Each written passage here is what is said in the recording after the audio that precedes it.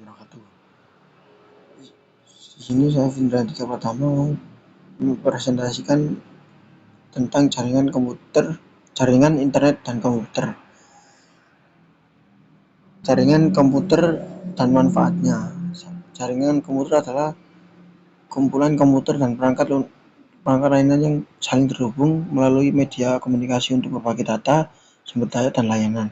Jaringan memungkinkan komputer berkomunikasi dengan berbagai informasi satu sama lain, baik secara lokal atau LAN maupun global atau internet. Manfaat jaringan komputer: berbagai sumber daya. Komputer dalam jaringan dapat berbagai kekerasan seperti perangkat keras seperti printer, server, dan penyimpanan data. Komunikasi lebih cepat. Pengguna dapat mengirim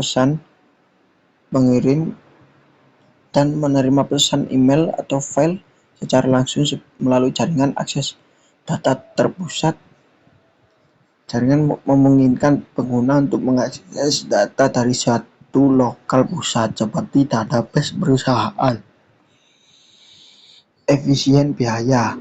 Menggunakan jaringan komputer memungkinkan pengguna perangkat yang lebih efisien seperti server dan penyimpanan data bersama, kolaborasi, dan produktivitas. Pengguna dapat bekerja sama secara lebih mudah dan produktif melalui jaringan, misalnya dengan berbagai dokumen secara online atau bekerja secara bersamaan di sebuah proyek. Klasifikasi dan topologi jaringan. Klasifikasi jaringan berdasarkan skala LAN atau Local Area Network, MAN atau Metropolitan Area Network, One Wide Area Network. Klasifikasi jaringan komputer berdasarkan penggunanya: internet, extranet, internet, intranet, extranet, internet. Topologi jaringan: topologi bus, topologi ring, topologi star, topologi mesh. Aspek teknis jaringan komputer. 5 teknis penting dalam jaringan komputer. 1. Protokol jaringan, media transmisi, perangkat jaringan, IP address, bandwidth. Lapisan informasi pada sistem jaringan komputer. Jaringan komputer diatur berdasarkan model lapisan layer model. Yang paling umum disebut sebagai model OSI atau Open System Interconnection. Model OSI membantu dalam standarisasi jaringan sehingga berbagai perangkat dari vendor yang berbeda dapat saling berkomunikasi. Model ini terdiri dari 7 lapisan. 1. Lapisan fisik atau physical layer.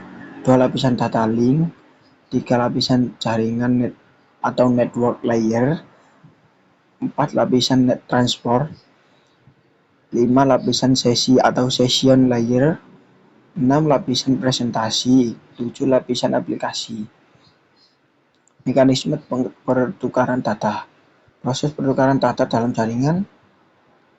Pengalaman data yang dikirim melalui jaringan diberi alamat tujuan berupa IP address sehingga sistem mengetahui ke mana data harus dikirim. Pengemasan data atau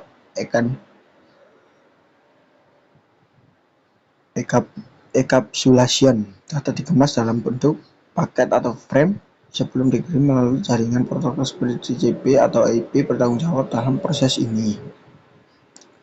Routing. Paket data dikirim melalui jalur yang optimal oleh perangkat jaringan atau router.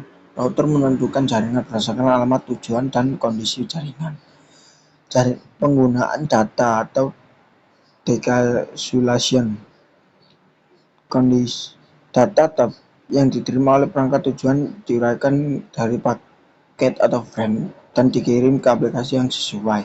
Protokol yang digunakan: TCP atau Transmission Control Protocol, menjamin pengiriman data yang andal dan teratur.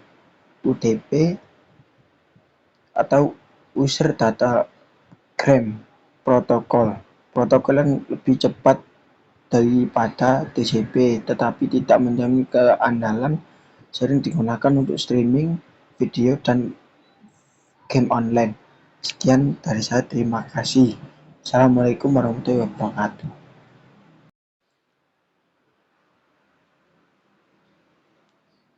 Sistem keamanan privasi. Keamanan digital.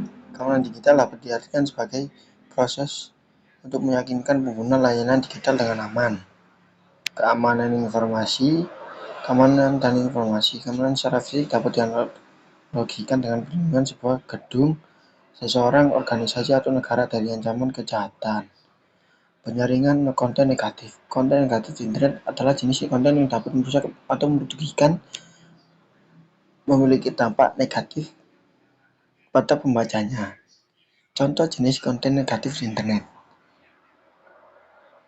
kekerasan fisik dan non-fisik, pelecehan, pencemaran nama baik, dan pelecehan seksual. 3. Kebencian dan diskriminasi. 4. Konten pornografi. 5.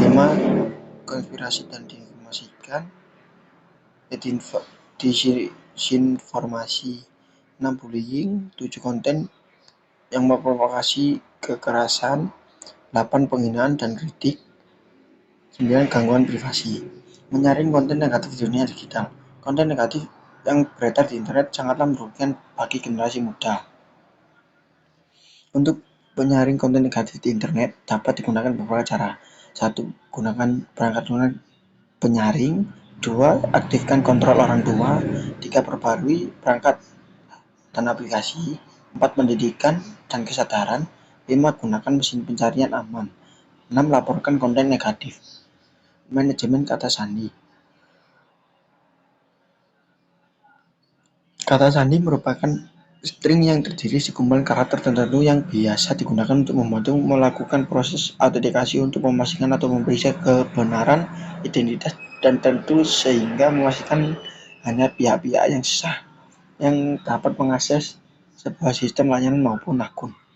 Kata sandi digunakan untuk akses beberapa sistem, yang diantaranya adalah akses isi sistem komputer, sistem web atau aplikasi.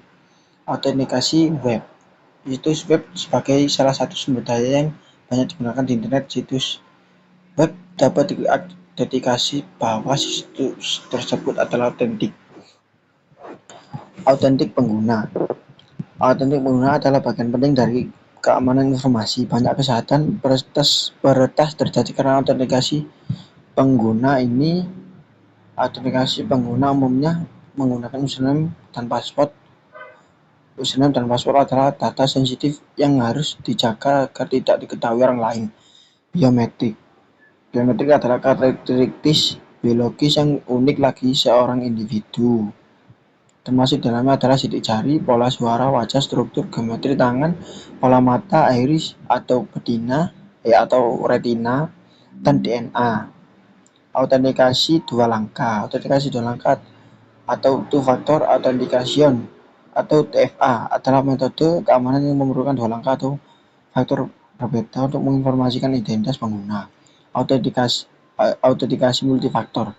Autentikasi pengguna menggunakan kata sandi dan memindai biometrik saat ini cukup memadai, namun dengan banyaknya usaha atau untuk meretas muncul autentikasi dengan metode lain. Metode lain tersebut digunakan autentikasi multifaktor.